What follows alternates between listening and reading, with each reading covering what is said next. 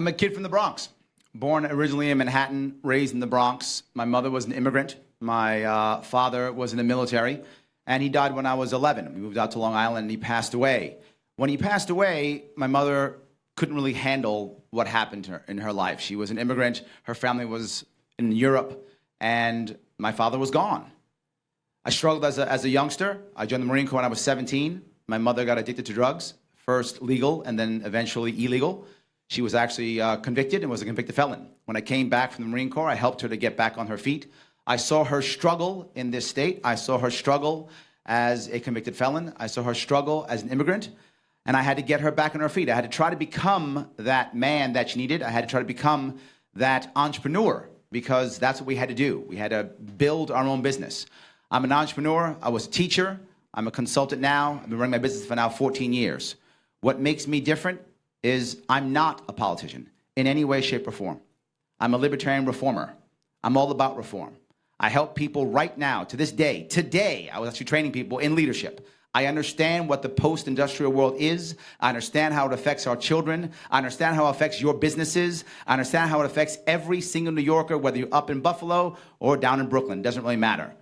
What we have to worry about is not whether I'm experienced in X or Y, but if what I will do will make your life better.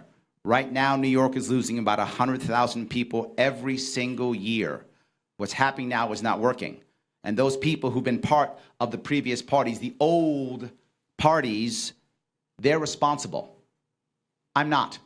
I'm the person who will become responsible and who will fix this. I'm the reformer. I will repair it. I will be responsible. I will fix their errors. And I'm more handsome. Does everybody agree he's more handsome? That's true. Yes, thank you. Thank you. All right. All very handsome. New York State is now considered the most corrupt in the nation. We have a case that is just underway out in Nassau County against the county executive Mangano and a local leader in Oyster Bay. We have just seen the conviction of Joe Picoco, who was the aide-de-camp of Andrew Cuomo on 3 charges of corruption. We've seen Dean Skelos get convicted, and we've seen Shelley Silver get convicted. 40 alone in Long Island, up in Buffalo, Rockland County, you name it, all across the state. It's corruption central. What would you do to break this cycle of corruption that has stigmatized our state, Mr. Sharp? First thing is we have to stop being so happy that everyone's getting arrested. There's 2 parts of all these convictions. The first one is apathy. Oh, well, who cares? Another guy arrested. That's one side. Because corruption has become so commonplace that now whenever King Andrew's henchmen get arrested or get convicted, no one cares, right? That's one side. The second side is people think, yay, he's convicted, great. But what does this conviction do for us?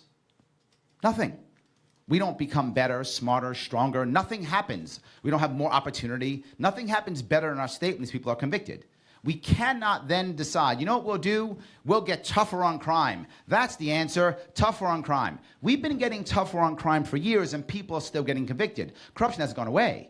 All it does is it makes sure that the people who are senior still find the right ways of getting through loopholes. And we begin to focus on what is legal and not on what is ethical. The key is to focus on transparency, simplicity, simple and transparent rules and regulations on everything an elected official does. Simple and transparent will make it easy to know who's cheating. I use the example of the game Uno, right? Everyone's played the game Uno before, right? Yes, no, maybe? Yes, simple game, right? Everyone knows the game Uno, right? It's a simple game. I know that if I have a red 2 on the board, you must put either a red or a 2 on the board. Everyone knows. That's transparent. That's simple. All the rules must be that. Then we will focus on what is ethical, not what is just legal. When we focus on what's legal, the privileged have legal teams. They still win. Then we fight. Some of them go to jail. But then they just change the rules. No. Simple, transparent is the first step. The second step, we have a situation now in New York State where it's the rule of no one. Whenever there's a problem situation, it's always, let's create a panel, let's create a committee, let's create some board, let's create something. Let's create something where there is no one in the world who's actually responsible, which means you have tons of boards who simply have no actual responsibility, but they can say no. That is literally a farm for corruption. That is what it means. I can now grease your palms to get you to say yes, grease his palms to get you to say yes. But who's actually responsible? Oh, I don't know. That's why we have the MTA. Who runs that? Is it the state? Is it the city? I don't know who runs it. When I'm governor, I will ensure that every one of those agencies either has their teeth removed and or they are under at least one branch of the government. So someone will be responsible so that when it's wrong, they point the finger at someone. And most of the time, it will be me. And I'm okay with that. That's what I do. I remove blame and assign responsibility so we can get things done. Mr. Giambra, what would you do about the systemic corruption within the state of New York politically? Campaign finance reform. Ladies and gentlemen, the system has become corrupt and inefficient because there's just too much money in the system. When this governor is able to raise $30+ million, I can tell you, from a person who's had to raise funds, and it's the most distasteful part of running for office is raising funds. But when you raise $30 million, it doesn't happen by accident. It takes a well-choreographed, well-thought-out, pay-to-play operation. And that's what's been going on in New York State for far too long. And it's not just the Democrats, my friends. It's both parties, Democrats and Republicans. They take turns being the good cop and the bad cop. They take turns taking money from both sides and doing nothing and then doing it again. So if we want to have better governance, if we want to see better results, you've got to take the special interests out of the equation.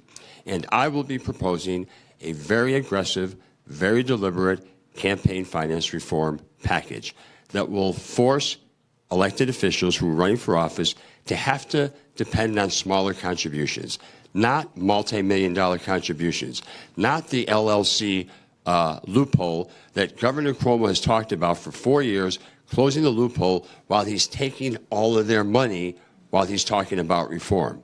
We're going to have real reform, ethics reform, and campaign finance. That's where it starts. If you want to see government that's responsive, I believe that's where it's going to start. Mr. Holland, how would you address this systemic political corruption in our state of New York? Curtis, I'm glad you used the word systemic because it needs to be uprooted. You have to dig down deep because it's a culture of corruption. Andrew Cuomo exemplifies it, but it goes beyond him.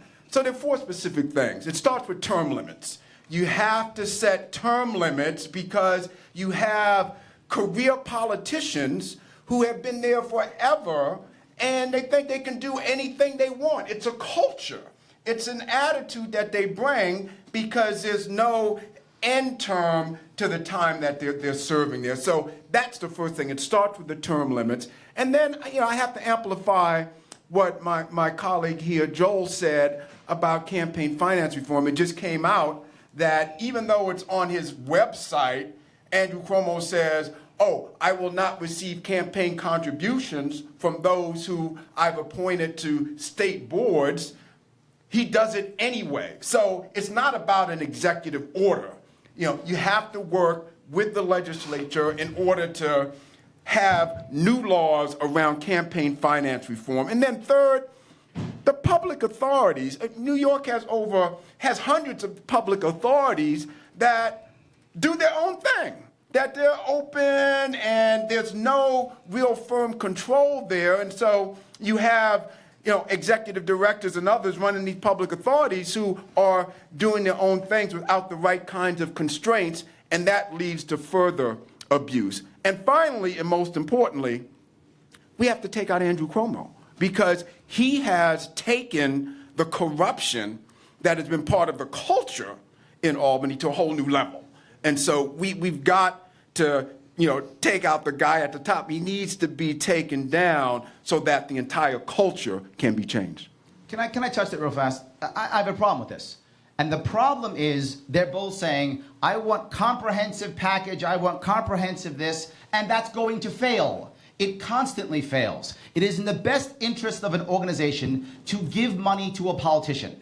So when you make detailed rules and regulations, whatever you do, they will always find a way to get around it. They always do. The politician is never the smartest guy in the room. He always thinks he is, and he never is. The smartest guy is that lawyer to get around it, and he always will. The idea is not more campaign finance reform. It is actually less, simpler, and clearer. How about no LLCs? Not close a loophole, another one will pop up. And what will happen? The little guy, who is us trying to raise money, will suffer, and the person who has lots of money and the company who has lots of lawyers, they will always win. It is not about packages and more. Plus, that's never going to get through the assembly anyway. It's a waste of time. It is clarity, simplicity, and transparency. I would rather have someone write a check for $1 million for someone, but everybody sees it and knows it, than instead of have them hide it till we find it 5 years later through 5 other loopholes that someone else has created. Simplicity Joe, and would that work? transparency. No, it sounds nice in theory, but if you don't do something to change the law, you're going to have politicians continue to try to raise as much money as possible, and it's all part of the incumbent protection plan. It's about term limits. It's about reducing the amount of money in the system. But it's also about the transparency. I agree with Larry on that. But we do need to have some new laws, and we need to have people pay attention to laws. And we need people to enforce the laws. You know, the governor talked about the Moreland Commission. He talked about ending corruption in 2010.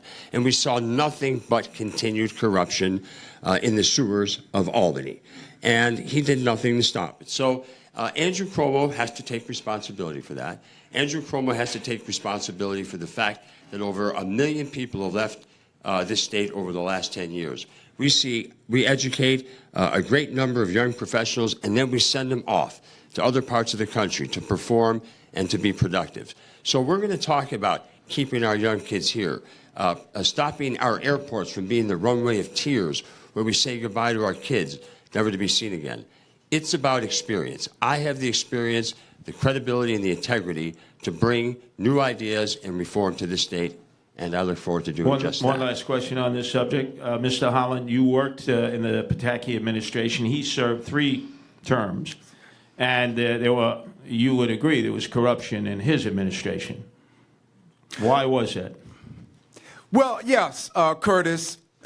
There's a culture of corruption that predates Pataki, and then it happens after Pataki. And that's why I disagree with Larry on this. That change can happen, but it takes leadership. It takes new leadership. It takes integrity. It takes vision. It takes somebody to come in and set the standard at a higher level and to push people towards that. And I am an ordained minister. I have been somebody who could have gone corporate but went to community. I've been serving in my community. I know what it means to step out and make a difference and have people follow, and that's the kind of leadership that we need to change this culture of corruption around. All right, I want to switch gears on another important topic. Yesterday, we saw the huge student walkout across the country, many students walking out here in New York State. Of course, over the deadly shooting in Parkland, where 17 people were killed, 17 students and also staff there in Parkland. Want to hear your thoughts. I have not heard really any of you talk about gun control. Where do you stand on gun control? You a little bit, but I'm going to get some more specifics out of you. Thank you. Yes. I'm a very specific person, so I'm ready for you, Larry. All right. So I want to hear some more about what your thoughts are in terms of restrictions, also in terms of background checks, and specifically also the New York State SAFE Act, which, of course, Governor Cuomo signed into law in 2013. Joel, let me start with you on that. Where do you think? Yeah, I think the SAFE Act was another one of Governor Cuomo's knee-jerk reactions to a situation. I believe in a person's right to bear arms. I have no problem with a person having a pistol or a person who wants to hunt. But I do have a real problem with some of the automatic and semi-automatic weapons that are being put on the streets right now. There's no consistency. We need a national policy. You have laws in New York State that are more restrictive than laws in Pennsylvania. So what if somebody wants to get a gun, they just go to Pennsylvania and they go to a gun show where you don't have to do a background check and you can buy just about anything you want. But I think the real issue is about mental health. We need to start thinking about how we're going to deal with people who have mental health problems. There are good people that have weapons today, but something happens in their life, some crisis, some catastrophe, and it causes a problem. We have to have a process to be able to take the gun from that person who no longer is a responsible person to have that gun. So the mental health issue, I think, is a very important one that we have to deal with. As county executive, we had a mental health department. And one of the challenges was trying to overcome the stigma that we have in our society about people who have mental health issues. And unfortunately, there are lots of them. There are children that have anger management problems that manifest themselves and become real problems later in life. So we have to have some way of identifying when a person is no longer responsible to have a firearm, if they have one or if they're trying to get one. But I think we need uniform laws across the board so that there aren't this patchwork of laws across the country that allow for loopholes to have people buy guns without any background check. As governor, what would you do in terms of making it, what would you push for as a universal, if you could push for it? I would push the folks in Washington who can't seem to get out of their own way, and they continue to point fingers at each other. But what would you do in terms of, would you have restrictions on assault weapons? Tell us about what you would do specifically in terms of gun control. I don't think there's a need for anybody to have an assault weapon. When the forefathers were designing these laws, they were having muskets, right? So there was no contemplation ever of having automatic weapons that can kill massive amounts of people. And we need to have more regulation, I think. And there is no need for assault weapons in our society. What other regulations would you want? In addition to the assault ban, you've mentioned other regulations. I want to pin you down on what. Mental health checks on people. Separate than mental health. Before they are given a gun or a license to have a gun. What about any other universal background checks in addition to looking for mental illness? What other type of? What I said was we need a national universal policy for background checks. All right, I'll let you have it, Larry. Go ahead. What would you do? Yeah. And specifically, first off, no one in this room even knows what an assault weapon is. That's something you just made up. You have no idea what that is. None of you have an idea what an assault. Well, okay. So yes, that's right. You actually do. Okay, that gentleman does know. And I do too. So there's a couple people. So we've got two of us in the room, and Curtis, I'm sure they don't too. know what an assault weapon is, and the people who are making laws don't even know what an assault weapon is. That's a made-up term. The first thing you have to realize is, no, there should not be a SAFE Act. The SAFE Act is bad in so many ways. The first thing is it's a lie. It doesn't make you safe. No one's safer because of the SAFE Act. That's number one thing. It doesn't all of a sudden mean that people... Did someone decide that, wait a minute, now the SAFE Act's here, now I'm not going to kill people? That's never happened. Here is the biggest problem I have with the SAFE Act. It made people who legally purchased a firearm criminals overnight. We now have victims of the SAFE Act. That's a shame. Why would we do that? That's number one. But it's the second piece of this. If we decide, I just want to get rid of guns, what we're saying is, I'm okay if the youth decides to kill people, I just don't want them to use a gun. What weapon should they use then? I have an idea. How about less children want to kill each other? How about that? Well, Larry, it's because the gun is so good it can kill so many people. Okay, is that true? This guy actually thought this thing out. The guy in Parkland. He pulled the fire alarm, right? And people flooded into the hallway. Well, great. He doesn't have a gun. What does he do? He pulls the fire alarm, waits them to go into the parking lot, and he mows them down with a truck. What's the difference? In Nice, France, it happened. Over 80 people were killed. That's more than any gun violence we've ever had in this country. It's not about the SAFE Act. It's not about gun violence. It's about we have unhappy children. It's about we have unhappy New Yorkers. They're leaving our state, and they feel the only answer is either public suicide, which is what many of these mass shootings are, or it's a cycle of pain and retribution and pain and retribution and pain and retribution. That's what has to change. It's not about mental health. That's a part of it, but that isn't the actual issue. The issue is unhappy people. How can we make them more prosperous? How about the idea of instead of walking out of school, how about walk up to a kid who's a loner and say hi? How about that? How about being nicer to people in general? That's what I'm talking about. What would I do as governor? I would go out of my way to actually let the people know that I am against the SAFE Act, number one. Two, I would begin within 90 days pardoning victims of the SAFE Act. People nonviolent convicted of a SAFE Act get pardoned. They should have never gone to jail in the first place. It is unconstitutional and wrong. They get pardoned, and I mean clear. And then I let the people in Albany know that I don't want to enforce it. Because here's what I also know. Cops don't want to enforce the SAFE Act. Cops don't want to do that. Cops want to get bad guys. That's what they want to do. Not people who happen to have a hunting rifle or something like that. It's silly. Why are we even doing that? Larry, let me ask you, you're talking about going and saying hello and all these things. Do you think there should be any restriction on guns? There can be if you want to go to background check. There's possible. I'm not against that, but you have other issues. If you start doing that, you start creating lists. And once you start creating lists, you start taking away people's rights. That happens automatically. Because now, what do I decide? I'm a doctor. You're crazy. Now you can't have a gun? You can't defend yourself? You would call for no restriction. I didn't say that. I said I would be open to it, maybe. That's what I said, open to it, maybe. After that diatribe, you should get the NRA endorsement. All right. I'll take it, no worries. I know I'm right. I know it's the Second Amendment. The Second Amendment matters. I'm not going to give it lip service like you guys will. I won't do that. I stand by it. I always stood by it. I had those conversations right after Parkland, and you know it. I will not give it lip service. I support it. All right. Full thing on your plate here, Joel Holland. What do you say, first of all, in response to both of these that you've heard? It's important here, Rita, to understand that we are in a society in crisis on this issue. Parkland was one of many school shootings that have happened, since the beginning of 2018. So when you're in crisis mode, you have to take initiative in order to address the crisis. And we need to take a holistic approach. We need to look at the systemic dimension of it, the society, what's going on with the laws, but we also need to look at the individual dimension, what's happening with individuals, and we need to take a holistic approach. And by that I mean, if you look at the Parkland shooter, yes, he had, issues. He didn't know his father, and there was some family breakdown. He had all of those issues, but yet he also had, access to this assault weapon. We need to look at how we address both sides of that problem, right? Now, in order to do that, as governor, I'm going to look at, just as the governor of Florida did, he took some action.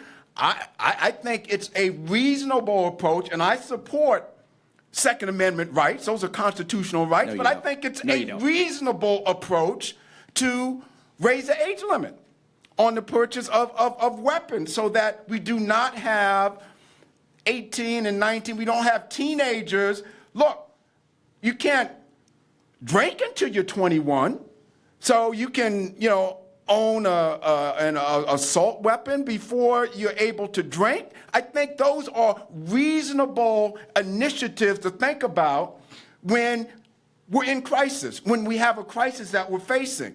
I mean, that's on the systemic side. On the individual side, I think we, as a society and as governor, I would work with the education department so that schools understand that there are kids who drop out. There are kids who have emotional issues or mental health issues.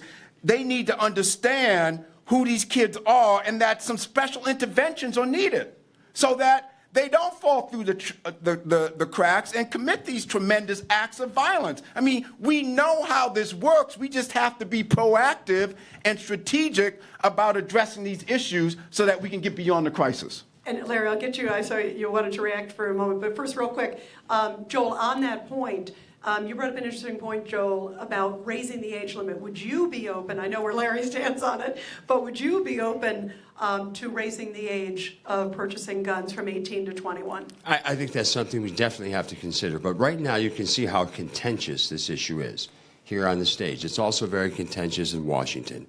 What really needs to happen is we need to put our guns down for a couple of hours, both sides, and sit down at the table and figure out how to solve a very serious problem. And it's not going to be done with throwing bricks at each other or continuing to go at war with each other. We need to have some civil, thoughtful, intellectual discussion in Washington about how to solve a very serious problem. Well, that would mean lighting up the peace pipe. So our next subject is, let's start with you, Mr. Giambra. Passing the spliff, puff, puff, pass. The big hot issues in both New Jersey and New York is the legalization of the recreational use of marijuana. What is your position on that? What would you do as governor about that? Well, my position is pretty clear, Curtis. For many, many years, I have believed for a long time that the prohibition of marijuana is a failed public policy. It's put many of minority kids, black and Hispanic kids, in jail, ruined their lives, their ability to find housing, their ability to find jobs unnecessarily. Marijuana, as we know now, has a very, very significant purpose for medical reasons. We know that it's had a tremendous, profound effect on helping people with pain and other kinds of medical problems. Now it's time to take the next step. Prohibition doesn't work. It's a failed public policy, as I said. And there's a way to monetize the revenues right now that are being generated in the black market economy. For the life of me, I can't understand why any elected official, be it Democrat, Republican, liberal, or conservative, would want to continue to have the black market economy thrive and prosper when those dollars could be monetized into an infrastructure program. Just yesterday, I announced a plan to monetize the revenues from marijuana. I believe that there's about $500 million a year, based on the economists that I've spoken to, that would be generated with the ending of prohibition. Those dollars can be leveraged into an infrastructure program where we can sell $12.5 billion worth of bonds over 7 years. The direct and indirect benefit and the job creation from that campaign to fix our infrastructure will create the equivalent of 240,000 plus jobs, not the fake jobs that Andrew Cuomo has proposed in his Buffalo billion, the failures in Buffalo and Syracuse and Rochester. Yes. These are real jobs. So it's time to get real about this issue. And I will sign an executive order the day after I take the oath of office that will allow for the adult use, a regulated and taxed adult use of marijuana for people 21 years of age and older, and use those dollars to create jobs, opportunity, and maybe we can start fixing the transit system in New York City. It's a crisis. I've talked about that for the last couple of months. I've asked the governor to remove his appointments and put new people in there. We've asked the U.S. Attorney in the Southern District to commence an investigation because I'm convinced that the corruption exists in the MTA, the inefficiency in the bureaucracies. My plan could put anywhere from $3 to $5 billion on the table for the MTA. And we don't have to, and the mayor and the governor can stop fighting over congestion pricing and all these other ideas to tax people more than they need to be taxed in New York State. So I have a plan. It's a real plan. It's a plan to create jobs and opportunity. Now, Mr. Holland, if you were the governor, would you support and make it legal the recreational use of marijuana in New York State? I would not, Curtis. And I think it's important to make a distinction between the medicinal benefits of marijuana and then the recreational use of marijuana. And I come at this from my own personal context because I started and ran a homeless shelter in Harlem. I started and was on the board of a drug counseling center in Harlem, and this was back in the 80s during the crack cocaine crisis. And it's really important for us as potential leaders and as a governor of a state like New York, not to rush into something and make problems worse.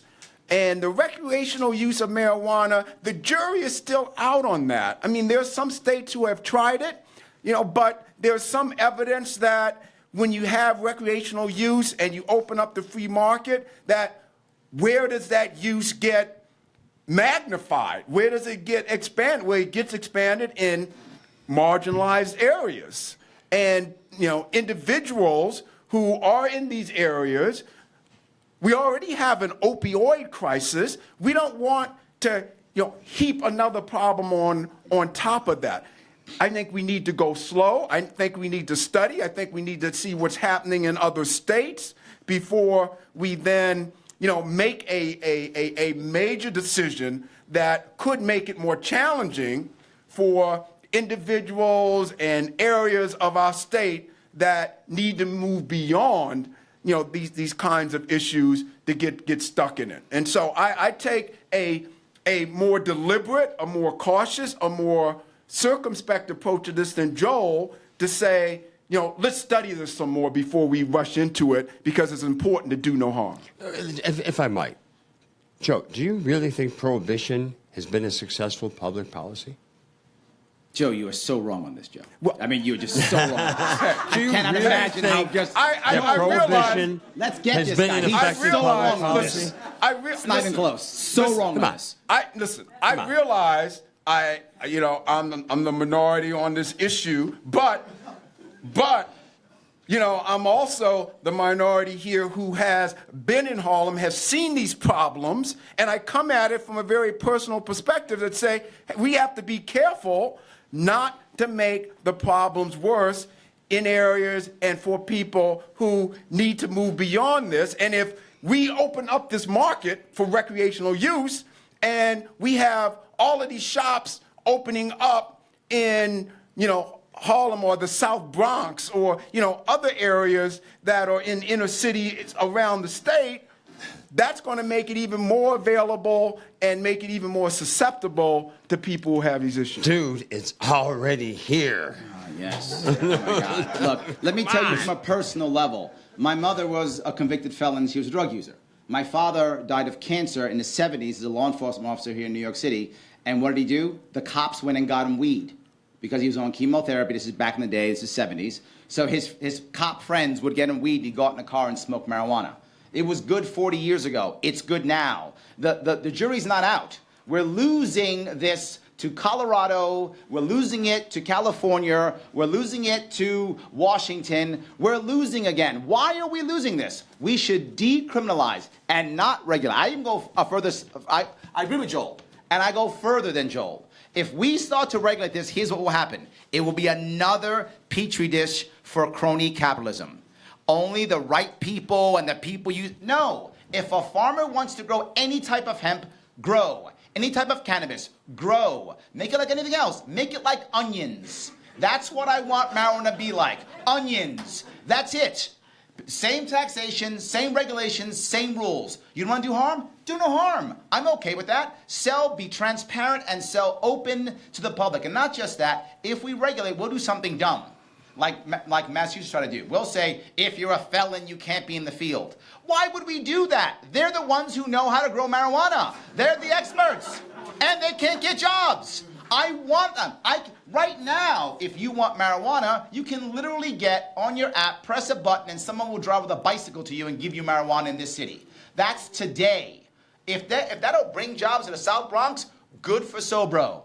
I'm good with that. If that'll bring jobs to Harlem, good for Harlem. I don't have a problem with that. Let it bring jobs. It is insane that we would think it's not going to work. We've lost cryptocurrency with our silly Bitcoin license. We're losing finance as people rush over to San Francisco because we're regulating them here in New York State and we won't allow innovation in New York State. Why are we going to now lose marijuana and cannabis? It's silly. Do no harm? I know. Let me tell you what I do know. There are over 100 Americans dying every day because of overdoses. And it's opioid. Why? These people are choosing opioids because they can't choose marijuana. They should be choosing marijuana. There are people who will be managing their pain with marijuana. How do we know that? Ask Colorado, ask Portugal, ask Switzerland. This is already happening. The idea that we will be backward in any way, shape, or form in New York State is embarrassing. Decriminalize marijuana, make it like onions. By the way, on the opioid crisis, obviously it's a scourge on society. And there's studies that are coming out now are pretty clear that cannabis, marijuana, might be the most effective way in which to wean somebody off of heroin or opioid addiction. 100%. Great. All right. Got a lot of topics to hit. Something that's been in the news in the last 24 hours especially is Herman Bell. The convicted cop killer. And he has just been granted parole by New York State, has been there for decades behind bars, says he's a changed man. The parole board has granted the parole, and there are a number of groups, including Mike Long of the Conservative Party and a number of others who are pleading now with Governor Cuomo to see if there's something he can do, if he can fire the parole board, step in some capacity. I want to ask each of you, do you think that Herman Bell should be paroled? Do you think that Governor Cuomo should step in? And also, there are a number of these groups that we have seen that are many view as anti-police. They certainly have had a lot of strong rhetoric. One of them is Black Lives Matter. And I want to get your thoughts on Black Lives Matter as well. So first, your thoughts on the conviction, the governor, and also Black Lives Matter. Larry, let me get you to start. Sure. If he's no longer a threat to society and the parole board said he can get out, I'm fine with that. I don't think the governor should step in and pick winners and losers and decide to punish someone because of that. I think it is what it is. I don't have a strong opinion on it, to be forward with you. He killed cops. He could kill anybody. I don't see a cop life more or less important. I respect cops, but they're just citizens like everyone else. If the man did his time and it's time to get out and the parole board says so, I'm okay with it. It's not a big deal to me, to be forward with you. I know it may sound crazy to some of you. I'm not that concerned. You don't see a difference between a police officer and an average citizen? I do not. They are citizens. Police are us, right? They are us. They enforce the laws that we decide. Police are us. Police aren't better or worse. They're citizens. And if a citizen is killed, the person should pay the price for it. If the parole board says they can get out, they can get out. People who kill any other individual, regardless of who it is, that person should not be treated special because of the person they killed. They took a life, right? That life is important to that family, regardless of whether the person wears blue or not. So no difference. Your thoughts on Black Lives Matter and some of the rhetoric we've heard from groups like them? They're free to do what they feel is appropriate as a group. Enjoy. I don't think they support me, but First Amendment rights are awesome. As much as I support the Second Amendment, I also support the First. So good luck to them. You don't have any problem with the rhetoric? Any of the rhetoric? They'll do. There's worse rhetoric out there. All right. Joe Holland, your thoughts? I disagree that the same standard should be used for, police officers, average citizens. Police officers take their lives in their hands every day. So do Marines. Yeah, I understand that, but in this situation with Herman Bell, I don't know all of the issues that the parole board went through in deciding that he was now free. I think after 50 years. I mean, it's many years that he was, behind bars. But if they took into account that, yes, this was somebody who, did kill police officers and had done what he needed to do to rehabilitate, then, the parole board should not be second guessed on it by the governor. I would agree with that, as long as they're having a higher standard that they're abiding, because he did take out police officers. On Black Lives Matters, I would agree with Larry that First Amendment rights are important, but particularly with a group like Black Lives Matters, who has risen up really in response to what has been some police killings of African Americans, and they felt that there needed to be a greater voice there. I certainly don't, agree with everything that they said and some of the rhetoric and the way they've used it, because I think it's important, even as we look for reform in criminal justice, which we need, that we do it in ways that affirm law enforcement and not demonize law enforcement. I think there are ways that, we can work together and bring people together in order to bring reform instead of dividing people. I don't see police officers as the enemy, but by the same token, I think it's important that, individuals should have the right to express themselves and put their opinions out there. And I, as governor, I would hope to set a tone where people can exercise their First Amendment rights and do it in a way that brings people together instead of dividing them and demonizing them. Joel? I have no problem with people peacefully demonstrating. Their right to protest is something that I would support, the First Amendment, freedom of speech. I would not. Are you concerned with some of the rhetoric from Black I would Lives not, Matter? as governor, I would not second guess the parole board. If the fellow spent 50 years in jail and they decided that he's no longer a threat to society, the taxpayers are paying a whole lot of money to keep people in jail, sometimes unnecessarily. We know the situation at Riker Island, where you have young minority kids who are waiting 2-3 years to set bail. They can't make bail. Those issues have to be discussed. Black Lives Matter, I'd like to see a lot more African Americans talk about the heinous crimes being committed in Chicago with blacks killing blacks. I think we need to have more discussion about that. Taking a person's life is something that is wrong, obviously, that we need to punish them for, but we need to be speaking more about the crimes that are being committed in urban America, in the streets of Buffalo, Chicago, and all around the country. And I'd like to see more discussion from the folks in Black Lives Matter about those issues. Okay, the big issue in New York State is Cuomo attacks de Blasio attacks Cuomo, and then both of them are brothers in solidarity in joining the resistance against Trump.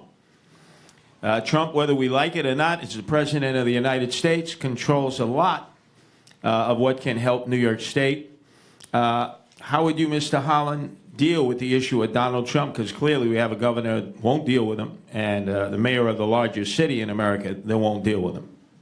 They are taking the wrong approach, particularly Andrew Cuomo, because he's decided to federalize every issue and take a position that is an attack position on the federal government, and in particular Donald Trump, because, and I think we have to be clear on this, he's positioning so that he can run for president in 2020. So he's trying to raise his profile and, be this attack dog on the president. And that's just wrong, because he should be looking out for the interests of New York State and its citizens instead of creating a punching bag out of Donald Trump. I think the president is someone who says things and tweets things that, I don't always agree with. In fact, I would hope that he would, tweet a little less and exercise a little more,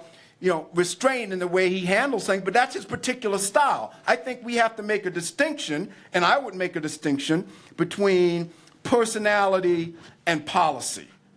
And I see an American economy that, under his year or so as president has continued to pick up steam, pick up momentum, and create jobs.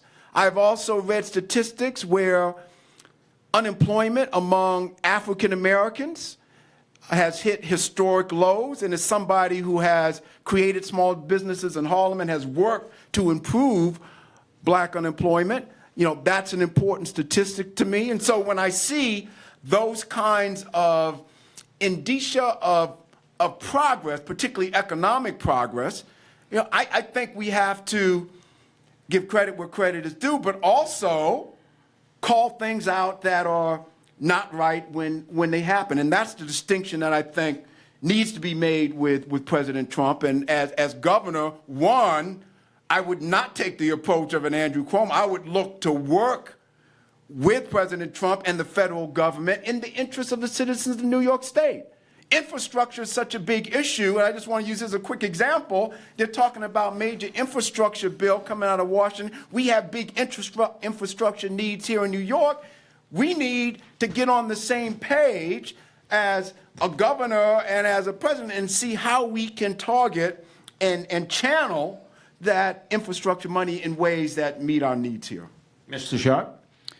Well, the reality of it is, I think Joe's totally right. The idea is that he can't work with Trump at all because he's going to be running against him in 2020. So it makes sense. If I was him, I'd probably do the same thing if I was a Democrat and I had no principles. But I actually have principles, so I wouldn't do that. What I'd be concerned about is, does the specific issues that Donald Trump is bringing up affect New York State or not? Those that don't affect New York State, to be forward, I don't care. Don't care. If he wants to go off to North Korea and go see Kim Jong-un or not, good luck with that. I have other things to do. I'd only be concerned about things that affect New York State. And if they help New York State, exactly to Joe's point, I'd support it because it helps New York State. If it doesn't help New York State, I'd ignore him. Absolutely. I would ignore him when it suits me, and I would support him when it suits me. My goal here is to make New York State a better place to live, a better place to be, and to stop what's happening now, which is youth flight. The young are leaving our state. We have to stop that. If Trump can help that, I'm on board. If he's against that, I'm going to ignore him. Mr. Giambra, how would you deal with Donald Trump? Well, let me deal with the first piece of that, Curtis. And you talked about the governor and Bill de Blasio. It's kind of interesting that these two progressives, liberals, they call them progressives now, are fighting over who's going to be more liberal than Patty Hearst. They're fighting for this gold medal about who's going to be the most liberal, while the crisis is happening in the MTA, while the housing crisis exists in public housing in New York City, these two guys every day get up in the morning, they must figure out and try to think about, how can I hurt the other guy?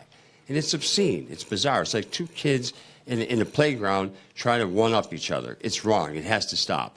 And in regards to the president, one of the reasons why the Republican Party wouldn't even give me the time of day, if you will, is because last year, or 2 years ago now, when I was asked about Donald Trump, I made a comment that I said I thought he was crazy. And he's worked really hard over the last year and a half to prove me right. Mm-hmm. And that's really unfortunate. If I'm elected governor, I'll work with the president. He's the president of the United States. I respect the office. But it's hard to respect the man who every day, this tweeting, maybe they should just take his phone away.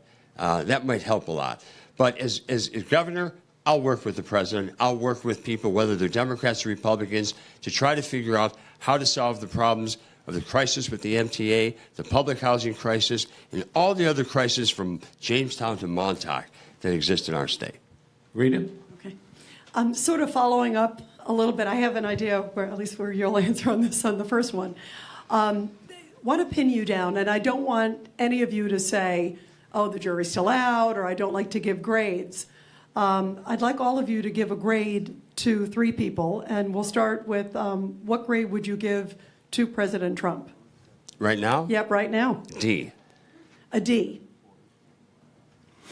I would not go that low based on the performance of the American economy and some of the ramifications of that. And so, I would put him more in the B minus C plus range. B minus C plus. Mm-hmm. All right, Larry. Larry's eyes are popping out. I can't believe you'd even go to a B. I can't believe you'd go there. I said B minus. Wow. Joel, I'm going to be polite like you were and go D. All right, so we've got 2 Ds and a B minus C plus. Next one, Governor Cuomo. Oh, you want to give a little? Little? Running Right, the government in the White House like a reality show needs to stop. Yes. Do you agree, Joe? I agree, but as I said earlier, the American economy is creating jobs and black unemployment is at historic lows. So I think we can't, throw out the baby with the bathwater here. I think we have to be incisive about what's going wrong, what's not going wrong, what may be going a little right, and make some assessments based on that. All right, Joel, how about Governor Cuomo? What grade? D minus. You're on these Ds, all right. It's been a failure. He's been a failure all the way around. All right, Larry? I'm going to be nice and go D minus, but I might go F. And I think the way you look at F is we have about a $170 billion budget, give or take, and Florida has more people than we have, and theirs is about $85 billion. So we have double the budget, yet people are leaving our state and going to Florida. Florida is where our people are going. So they're voting with their feet. Clearly, people enjoy Florida more than New York. It's obvious. It's been obvious for the past 10 years, right? So that's clearly happening. But on top of that, we've got, in most counties, we've got 1/3 of our population on Medicaid, 1/3 of our population on Medicare. This is unsustainable. And his answer is always things like this. Oh, this tough, and he laments about how tough tough decisions we have to make. He's been in charge for 7 years. At what point is it his responsibility? So are you sticking with an F? F or D? Yeah, Joe, you're more polite than I am. I got to go F. All right. I got to go F. All right, Joe, what would you give him? Yeah, I have no second thoughts about going F on Governor Cuomo. I mean, the overriding fact of this election season is that Andrew Cuomo has failed as governor. Yes. And I want to give one example because I've been traveling around the state and I've been up in the southern tier, Binghamton. I've been talking to people up there. And the governor has taken this anti-fracking position where we have to understand there's economic decline. People are leaving. Over 1 million people have left during his 8 years because there's no jobs. People are going elsewhere. Just south of the border from Binghamton in Pennsylvania, where they're allowing fracking, the economy is booming. There are lots of jobs. There's economic development. And I think we have to understand that hydraulic fracking is to the energy business what microchips has been to the computer business. It's a clean, safe way of bringing natural gas out. And we have this Marcellus Shale upstate that estimates say that 75 to 100 cubic square feet of recoverable natural gas, enough for 70 years of consumption for New York consumers, can be brought out of the ground. And this governor, because he caters to the environmentalist lobby, has refused to do that. And to me, that gives him a real big F. We need jobs and not some kind of political, liberal inclination. We need jobs. Let me go back to the last one, third person, Mayor de Blasio, because as Curtis talked about, you'll have to work with local officials and national officials. What grade would you give him, Joel? I think he's worse than Cuomo, so I have to go F. All right, so you're getting an F out of you. Gotta go All F, right. yeah. All right. What would you give him, Joe? You know, I would give him a D. Not so much on policy, but for me, you know, Mayor de Blasio has done I wouldn't say an excellent job, but he's done a better job at being proactive and reaching out and communicating with people. I don't agree with his policies, which keeps him out of the F territory, but he has done a better job than Governor Cuomo at, you know, being accessible and available and reaching out to people. So I put him in the D category. All right, Larry? Wow. Joe, I think I actually agree with you on the idea that he is better than Cuomo. However, Cuomo's really bad. I don't know if de Blasio actually gets to a D- level. I'm going to follow Joe's politeness, and I'm going to go D-. Okay. Just because he is better than Cuomo, but they're both really bad. Thank you, guys. Mass transportation up next. Earlier today, the state controller, Tom DiNapoli, issued a report on the Long Island Railroad saying it had its worst on-time performance ever in the year 2017. It's plagued with signal and switch problems. We look at our subway system, it's miserable. It gets worse each and every day. Signal and switch problems. And Metro North has had similar problems, although not to the extent of the subways and buses of New York City, nor the Long Island Railroad. What, Mr. Giambra, would you do, since the governor at times gives us the impression that he's not totally in charge of the MTA? Well, he was when they did the Second Avenue subway extension. That was his baby, right? He wanted to take credit for that, but not all the other problems. It is the governor's responsibility. I called, as I said earlier, for the U.S. attorney to launch an investigation. I believe that the corruption is rampant within the MTA. The stories that I've seen, the studies I've heard about, to do a mile of track in New York City with the MTA, it costs $2.5 billion with a B. To do a mile of track in the rest of the real world, not just this country, but in Europe, it's about $450 million. The average construction worker in the tunnel makes $110 an hour, and if you work weekends or overtime, it's $400 an hour. It's obscene. We need some sort of control board, federal oversight to manage the MTA. It needs billions of dollars worth of work. As I said, I have a plan that can generate somewhere between $4 and $5 billion to help with the signals and to get the trains to run on time and stop the place from crumbling. We have a plan for that. But you need some sort of federal oversight, because putting more money into that system right now is like throwing money into a black hole. We need to fix the problems. We need to restructure the organization. Maybe we need to look at privatization. But the way it's working right now is inefficient, ineffective, and I believe criminal.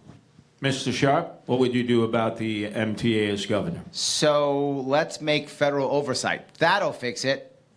That will never fix it. It'll just be just as bad. So let's put more money into a broken system. That's the right answer. No. The answer is to starve the beast. That is the answer. Starve the beast and open it up to anything brand new. I don't have to know what that new thing is, but what I've got to do is say, what else can we do? Is it Lyft? Is it Uber? Is it some kind of specialized road? Is it privatization? Who wants to make something brand new happen? If you want to actually reform, it's not about raising money and throwing more money at this bad system. It'll just get worse. How do I know this? They found out recently, you might have seen this in the news.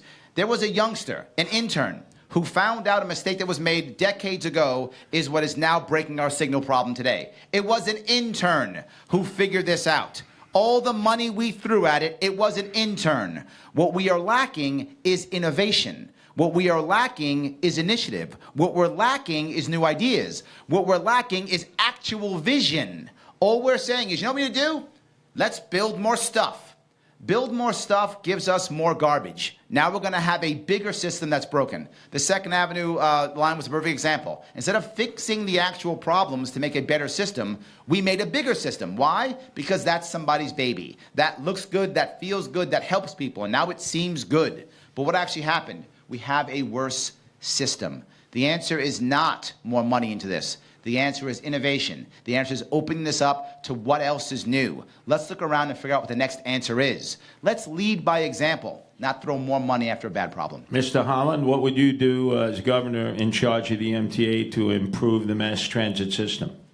The answer is leadership, not top-down leadership is what we have, and which is why there's been such problems, because top-down you put these political appointees and cronies and friends, and they don't know what they're doing, or they're not doing it in, and I like Larry's word about a visionary and an innovative and a cost-effective way, but you just can't leave the subway system and start talking about Uber and Lyft. You got to fix the subway system, but you got to do that. No, you gotta, yes. No, people are doing it now. Ask the youth. They're not using the subway. They're using Lyft. They're using these systems now. They won't use the subway. It's already happening. It's happening now. We have to fix the subway system, and the way you do that is by investing wisely and strategically More money. with bottom-up leadership that's accountable to the grassroots, so that you're actually getting results, and without the kind of economic exploitation that Joel referred to, where you're just paying more money. That can shift if you have a different kind of leadership that is accountable to the people on the ground. I'm talking about having people, local businessmen and people who are in the neighborhood saying, okay, we can get involved and we can help shape the problems and the answers to it. So it's a philosophical change that we need to bring that emphasizes bottom-up leadership instead of top-down. Well, if you can set that structure. But we have to have someone responsible, though. We have to have someone that has to be clear. The governor is responsible for the MTA, or the mayor's responsible for the MTA. No ifs, no ands, no buts. Clear responsibility. All right, when New York City almost went bankrupt, when Abe Beame was the mayor, and Gerald Ford said, drop dead, we're not bailing you out, in order to put Humpty Dumpty back together again, we had to cede a lot of local decision-making to the state. That was part of the agreement. Part of that is on an idea like congestion pricing that would affect New York City. It's really the state that has to determine that. Can't determine that in New York City, not the mayor, not the city council. So you mentioned Uber, Lyft. Mm-hmm. Obviously, that would impact on them, congestion pricing.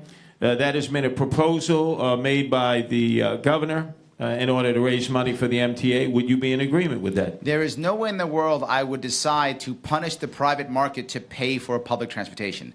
That is so backward, I can't believe how backward that even concept is. Of course not. Of course not. Localization is the right answer, period. I don't know why the state's even making this decision. This should be done at a local level. Localized transportation should be decided based upon the local principalities, the local counties, the local townships, unless they ask for help.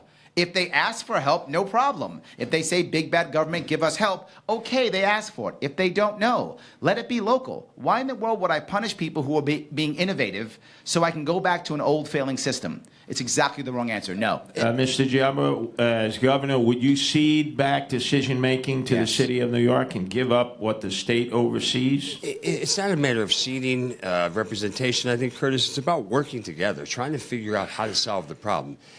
This governor allowed Uber and Lyft to come into New York City and the surrounding areas of upstate New York. They bought their way in fair and square.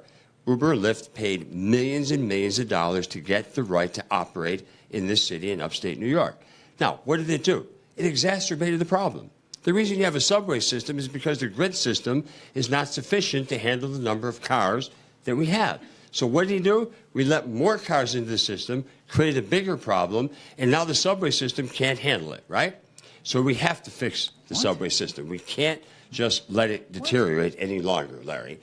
Something's got to be done to fix the subway system, and Uber and Lyft has become more of a problem. Now the governor wants to tax people to fix the problem that he created. Now, Mr. Holland, would you cede responsibility back to the city to make its own decisions, like on congestion pricing, which the state controls?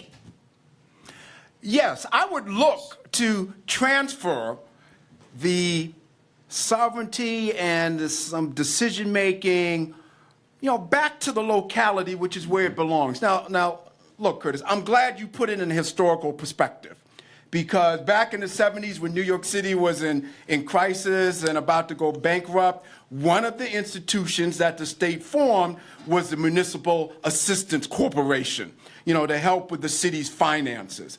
I was on the board of that corporation. Governor Pataki appointed me, and I served on that board for several years during the time when it was winding down its operations. This was in the 90s, early 2000s. Why?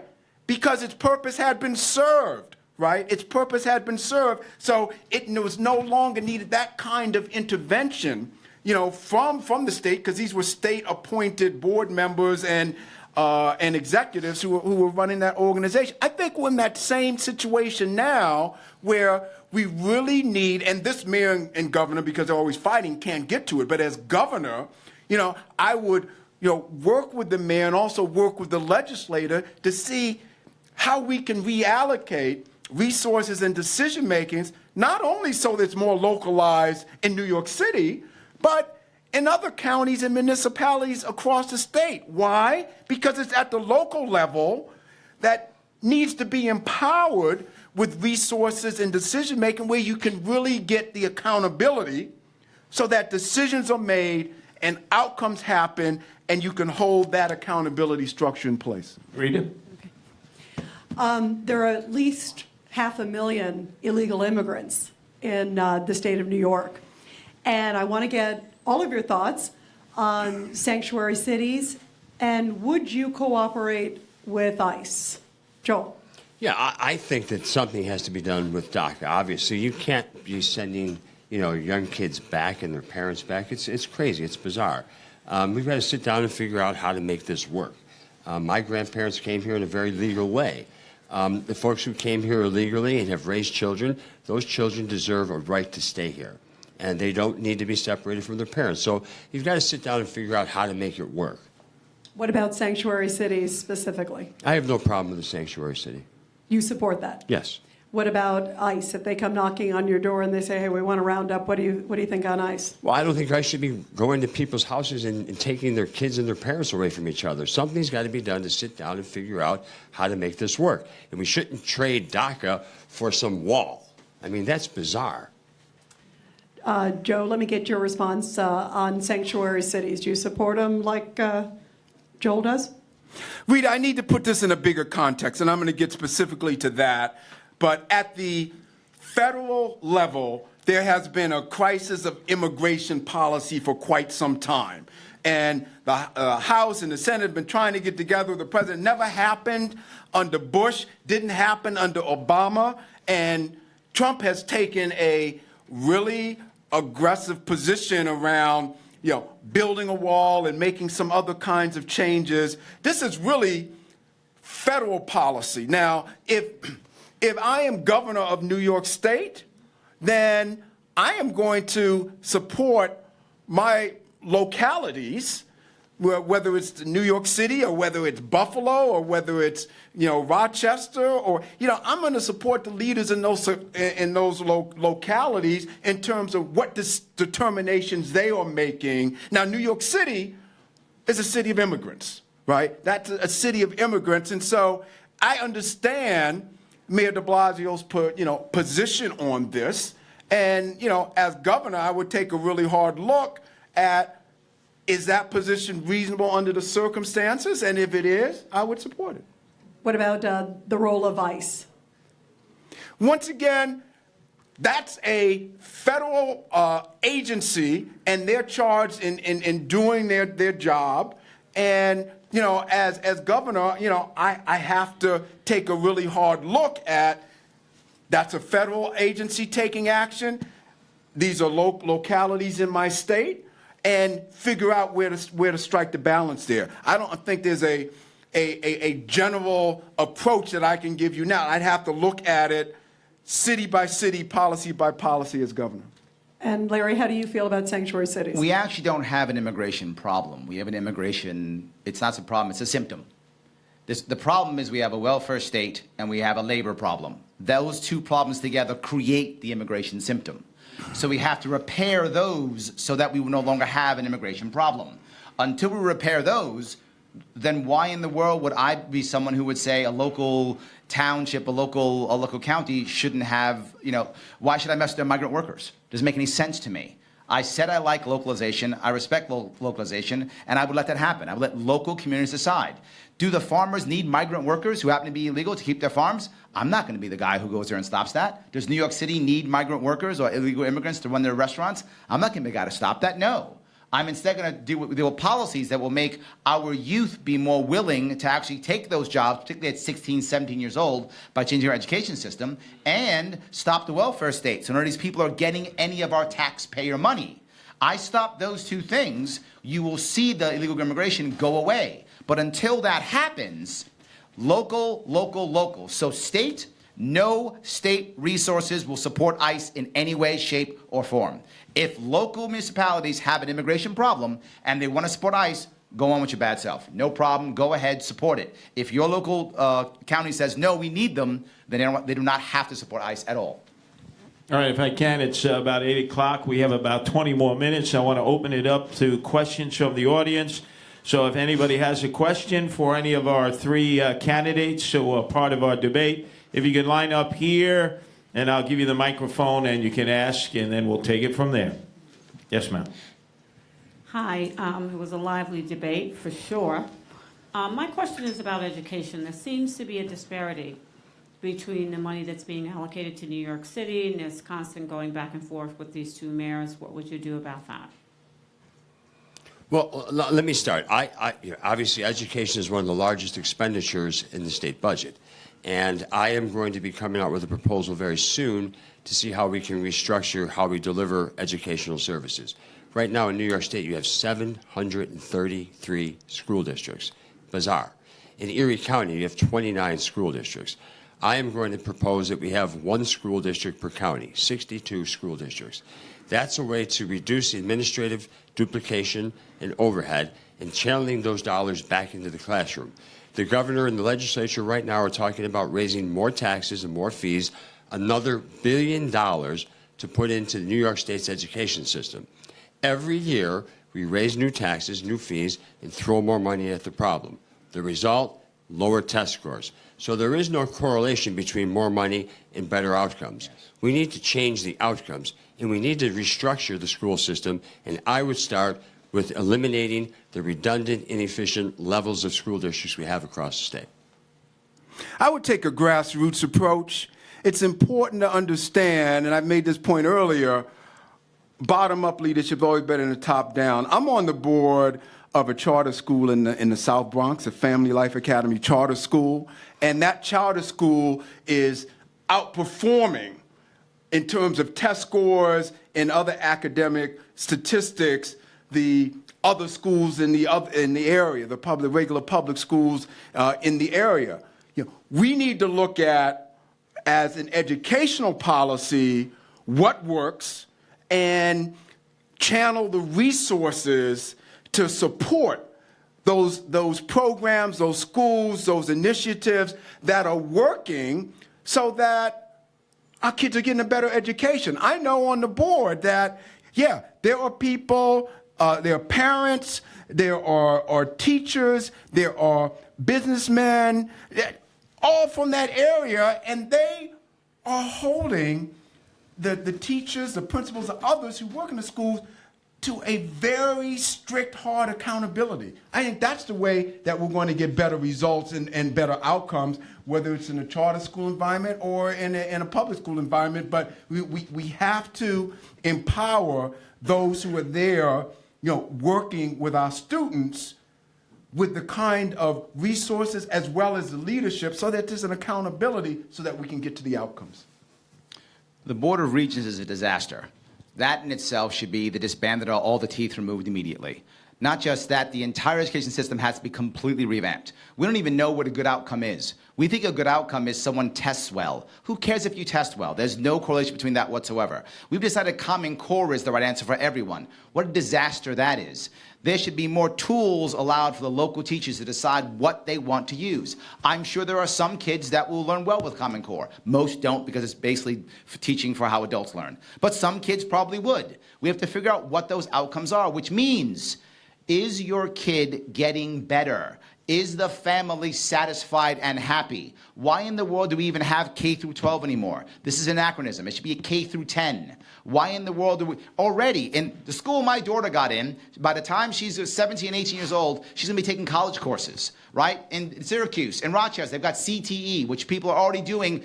There's a lot of kids who should not be studying chemistry and AP history when they're 16, 17. They're spending their last 2 years smoking marijuana and playing video games. We're wasting their youth. We're wasting their energy. I agree totally with Joe, bottom up. I'm okay with 62 or 700. I don't really care, to tell you the truth. The centralized control about our education system has to be broken. The concept of what is success, which is teaching to test, must be broken. Then we'll talk about anything else. Okay, I'm going to need the candidates to truncate your answers, truncate your questions, because we have a number of people here, and we've got to start closing it up soon. Well, I had 2 questions, but now I have to listen to Curtis. Which one should I? I have a question.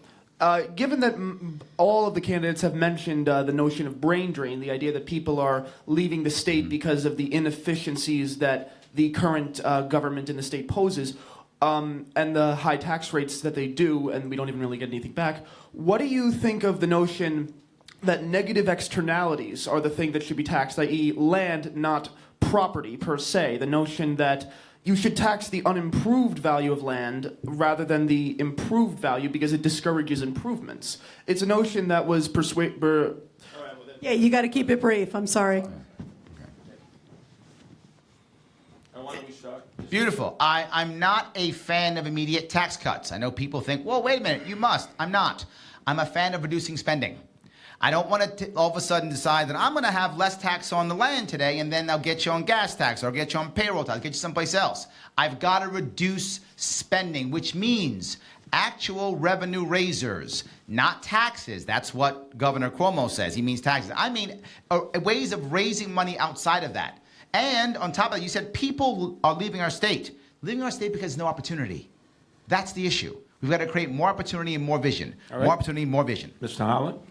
Well, there are 2 reasons, people. It's over taxation, over regulation on businesses, as well as overspending and people while leaving. But getting to your point, I think it's important to fix the relationship between state government and localities. One way to do it may be to look at ways where we can reduce the tax burden on these localities. Medicaid reform is something that we need because that increases the tax burden. Your idea may be something to look at as well, but we definitely need to reduce the tax burden locally.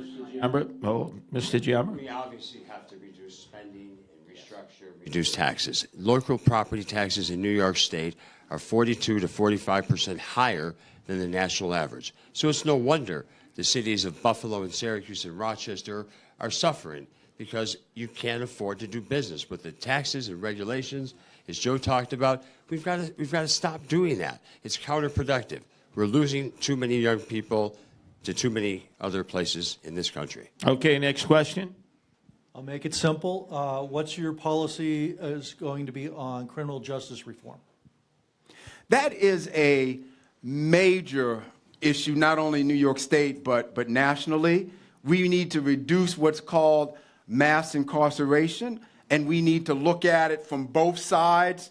The nonviolent drug offenders, we need to change the mandatory minimum sentencing for those people so that we can reduce the pipeline. But on the other side, we need to prepare better those who are the returning citizens. And one program that I've worked with as a Cornell Board of Trustees is called the Cornell Prison Education Program, which actually goes into correctional facilities and gives college courses in order to prepare people. Mr. Jamber? Yeah, obviously we need to reform the criminal justice system and the correctional system. It's not working. But this is an opportunity when you do adult use of marijuana. We can get some of those kids out of jail that shouldn't have been there in the first place, Joe. All right. Mr. Sharp? I'm going to start the Office of the Pardon right away, and I'll begin pardoning people within 90 days. I will begin pardoning people who are nonviolent criminals for possession of drugs. That is not a crime, should not be a crime. It will be pardoned. I will get them out of jail, and I will begin that within 90 days. On top of that, bail reform. We have to have bail reform. And last, we have to have what's called a community reform unit. It's similar to the Humvee program in Massachusetts, and it means people of similar communities are jailed together so they can learn from each other's mistakes, they can fix each other, and get back into their community. Oh, hello, I'm from the town of Ramapo in Rockland County. A number of burning issues up there. One of the most potent is the fact that there are a large number of private religious schools that are not teaching the required state curriculum and yet continue to receive significant levels of funding from local school boards as well as the state. And Cuomo won't do anything about it.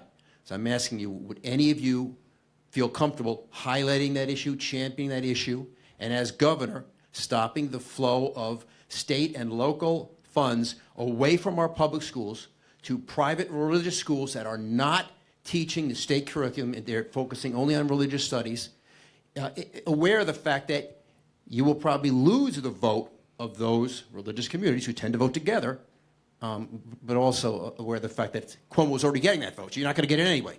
Would you feel comfortable championing that issue and stopping the flow of state and local funds from public schools to private schools that are not teaching the state curriculum? Very quickly, just to simplify that, it's the battle between the Orthodox Jewish community and the secular community that they live in. And the ultra-Orthodox. Right, okay. Mr. Sharp? I actually don't know the issue very well. I'm open to looking at it, but I don't know the issue very well. Mr. Holland? It is very important to make sure our educational dollars are being used fairly and are being spread evenly. And I am somewhat familiar with the issue in Rockland County, and it is something that I am open to look at to make sure there is a fair and even distribution of resources so that education is happening in the right way for all our kids. Mr. Jamber? I'm not exactly sure with that particular situation that you refer to, but I can tell you this, that I think we need to put more competition into educating our kids. And I look at Milwaukee and see the great success they've had with parental choice and vouchers. It's something we need to look at here in New York State, instilling more competition into the educational system and taking programs like Milwaukee, where it's worked, and try them here. We have to be bold enough and brave enough to try something different. Yes. Hi, my name is Sharon Nelson. I'm CEO of Civically Reengaged Women. Here's a gift for you. April 10th is National Pay Equity Day, and I wanted to know, what is your position on women getting equal pay, and how are you prepared to demonstrate this on April 10th? Thank you. Straight on April 10th. Well, I don't think there should be discrimination in any way, shape, or form in our society. So there should be equal pay. Women should make the same amount of money that a man makes in the same job. There's no doubt about it. And what are you prepared to do on April 10th? What would you like me to do on April 10th? Let me see what I got going on April 10th. I'll tell you. What do I got going on April 10th? I don't even know. I agree with. Right. I agree with Joe's statement on that. That any kind of a form of discrimination is wrong, and I will. I am a New York City resident, so I will check my schedule April 10th and see what the agenda is and see how I can be supportive. Mr. Sharp? I think I'm upstate New York April 10th, so maybe I'll do a video. It's everywhere. There we go. Yeah. Maybe I'll do a video. I've got my video team here. Maybe we'll do a video. There we go. We'll do a video. Hi, Paul Grindle. I'm a programmer from Long Island. So I wanted to ask you guys about one of the worst policies in the whole state, and there's a lot of competition, but bit license. Yes. It's the current New York State policy about what it takes to be a licensed cryptocurrency exchange. The policy is extremely vague for who exactly has to apply for this license. It's vague on the specifics about what exactly they're trying to regulate in cryptocurrency. It costs usually around 6 figures to be able to apply for the license, and there's no guarantee about that. The only people who have managed to get it so far are the big players. Question short, I'm sorry. How would you reform the bit license law? I'll go first because I just learned what this was about a month ago. I asked my young kids what this was. So I'm sorry, I don't know enough about that to give you an intelligent answer. I apologize. Mr. Holland? Regulations are very important when it comes to innovative, job-creating, economy upraising initiatives like the cryptocurrency world. And as governor, and this is an innovation, but it's an opportunity to grow the economy and create jobs. And so I would look to work with you and others who are at the forefront of this to see how we can work together to make this a new economic sector So for the this state. is an opportunity to create new jobs. So let's regulate it. No, that's a real. Let's kill it in its crib. That's what we just did. Bit licensing is a dumb idea for people who are afraid of new money. New York is filled with old money. We need new money. We lost marijuana. We're losing cryptocurrency, and now we're going to be losing financing. No. Bit licensing is a bad idea. I'll be against it right away. I will not enforce it until they actually come up with something that makes sense. Not All right. enforce it. All right, next question. Okay. My question is to Joe Giambra regarding the comment that was made when we were talking about the Black Lives Matter. You made a comment about Chicago, and which was a good point in terms of the so-called African American community where they have these other issues. My question to you would be, what would you do to improve the relations? What ideas do you have in terms of improving the relations between African Americans and the police department in New York City? And my question, if there's time for the other members of the panel, what ideas do you have in terms of improving depressed areas, low-income areas? In terms of, we heard the ideas about schooling. But are there any ideas about maybe allocation of funds, job training, higher education, if you will? Thank you. Thanks. Well, again, I'd like to see more African American leaders speak out about the heinous crimes being committed in urban America. I think that would be very intuitive and something that would be very helpful. So, I mean, obviously, community policing is something that I support. We have to do more of that. But again, I still think that we need to see more leaders, African American leaders, stand up and talk about black on black crimes. It's happening all over the country, and something needs to be done to stop it. Mr. Holland? We have a failed big government welfare system in this country. It goes way beyond Andrew Cuomo, but he's part of the liberal approach and philosophy that has sustained this historically over the last 50 years. Since Lyndon Johnson announced his war on poverty in the 1960s, the poverty rate has moved just a minuscule percentage point since that time. We need a grassroots approach where we are taking government resources out of the hands of Albany bureaucrats and shifting them and putting them in hands of grassroots, community-based, faith-based, neighborhood organizations who can actually get the problem solved. Mr. Sharp? Two pieces. Number one, end the war on drugs. The war on drugs is what creates all of this violence. The war on drugs, that we've infiltrated these gangs so they have to kill each other left and right. The war on drugs is the #1 reason why there's black on black crime. End the war on drugs. Second, how do I make a better community in the low-income communities? End unnecessary licensing. Why is there a license to walk a dog or a license to braid hair? I will ask a very important question. What does a bureaucrat in Albany know about a black woman's hair? The answer, nothing. So why in the hell are they regulating it? All right. Next question. Hi, my name is Trish Bauman. I'm on the New York State Committee Reform Party. My question to all three of you is, how do you feel about running against each other in the primary? So would you run against one another in a Reform Party primary? Mr. Giambra? I have no intention of doing that. Mr. Holland? No intention of doing that. Mr. Sharp? I'm going to win. It doesn't matter.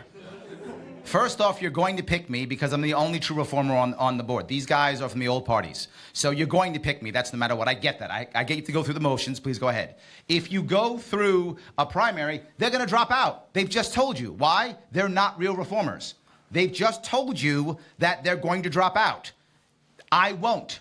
I will stay. I'm a libertarian reformer. I'm going to get the Libertarian Party nod. That's going to happen. If you know who I am, you know that's going to happen. I get libertarian and reform. I match them. I'm a libertarian reformer. You get Reform Party on every single piece that I put out there. My swag, on my material, everything. The party is a real party along with our party. We are the true anti-Cuomo party and the only real independent party and the only chance at beating Cuomo. The Republicans have no chance. That's why they didn't show up. Because they had no chance of victory. That's why they can't find a candidate. That's why I have raised more money than all of them combined. Yes, I'm a libertarian, and I've raised more money than all of them combined. It's why I have a team here to this day. I have my crew here. I'm running a real campaign. That's why, yes, I'll happily be in your primary because I'll clearly win it because they won't even be here.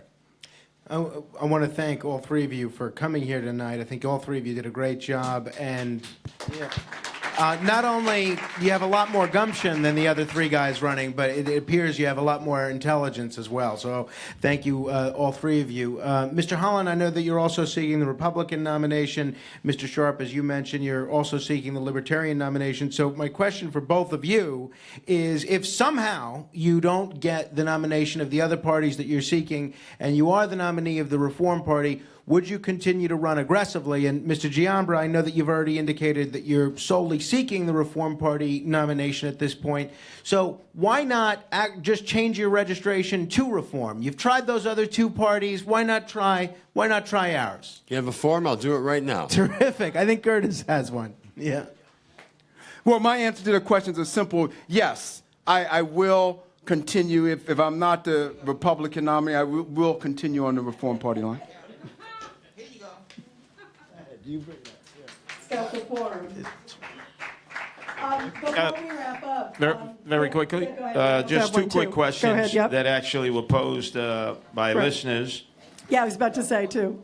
Okay, in the case of Mr. Holland, you're running against your fellow Republicans there for their major party line. Yes. Are you doing that simply because you want to be chosen to be the lieutenant governor candidate? No. Would you accept the offer to be lieutenant governor? Yes, he would. Larry's got an answer for that. Larry, I don't know if you was trying to read my mind. but I read it. I did. No, you're absolutely wrong. You're absolutely wrong. I'm running for governor because I believe that, and I talked about my unique profile before, I'm able to maintain a strong base of support upstate and get crossover votes from Democrats in New York City, and I can do that as governor. But if they offered you the lieutenant governor line, would you accept it if you didn't obviously win the nomination? And, at this point, I am running for governor, Curtis. I have not made any final decisions about what I'm going to do and what I'm going to do. But at this point, I am running for governor, and I'm not accepting any other line. And then I've the already been final approached question that for was it, sent and I've in already said no. was- I've already been approached for it, and I've already said no. was Mr. Giambra, people said that you supported Andrew Cuomo the last time around, raised money for him. Are you just a spoiler for Andrew Cuomo this time to siphon votes away from what could be an anti-Cuomo wave? As I said earlier, Curtis, my dad was a professional fighter, and the reason he never fought for the title and he beat the 2 world champs is because he wouldn't take a dive. His son will never take a dive. Rita? Yeah, we also on air asked listeners for questions too, and I want to, in addition to the ones that Curtis got, we just have one other, and it's something that we haven't brought up yet. Which was interesting, so I want to make sure we get to this one. And I was surprised when we put it out. We had a lot of questions about your positions about abortion rights, pro-life, all those different issues. That's something we haven't really talked about. You talked about religious schools, but we didn't kind of get into that issue. This is from Walt from Brooklyn, who listens to Curtis and Cosby every day. He's an avid fan. And it comes on the heels, it's an interesting question, because it comes on the heels of Governor Cuomo and his statement that got a lot of heat when he made a comment and he said that New York State, there's really no place for extremists, he called them. And he talked about those with, about guns and a number of others. And he also lumped in opponents of abortion in that, saying that they essentially have no place in New York State, those who are against abortion and abortion rights, rather. How do you differ than Cuomo? Where do you stand on it? And what do you make of that statement? Well, let me say, as of this moment, I am a Republican who supports a woman's right to choose, and I am a Republican who believes that gay people should be allowed to get married. And tomorrow, I'll be a Reform Party member who believes those two same things. Joe? I am an ordained minister with a biblical worldview on those issues. I think it's important to be sensitive to people's rights and where they are, but I have to characterize my view as pro-life. And what about gay rights, as Joel was just touching base on? I do believe in the sanctity of marriage that is ordained between a man and a woman. All right. Go ahead. Larry? Sure, I am the only anti-abortion, pro-choice person here. What does that mean? I do not like abortion. I think it is a bad idea. I would never ask my wife to get one. I would never ask anyone to get one. If someone asked my opinion, I would say, please don't do it. I think the viability matters for children. I believe that completely. And I also believe, in addition to that the government has no right to ever put its hands on a woman's uterus. Ever. Without question, never can put their hand on a woman's uterus. So what does that mean? As a governor, I have to be someone who will create an environment to where there can be less abortions without government interference. What does that mean? That means things like easier adoption. I'm adopted. I understand how that works. I want it to be easier adoption. I want there to be things such as someone who can get birth control at the drugstore without a prescription, or the actual pharmacist decides to give that prescription. I want to create an environment to where people aren't rushing here to get abortions, to instead people are choosing to not get abortions. When it comes to gay rights, what consenting adults do with each other is not my business, period. If consenting adults want to have relationships, it is not my business. So you would not change anything in terms of rights? If consenting adults want to do something, good luck. Again, consenting and adults, all good. We want to thank all of you. What an amazing, amazing debate. Absolutely. Thank you very, very much, Larry Sharp, Joe Holland, Joel Giambra.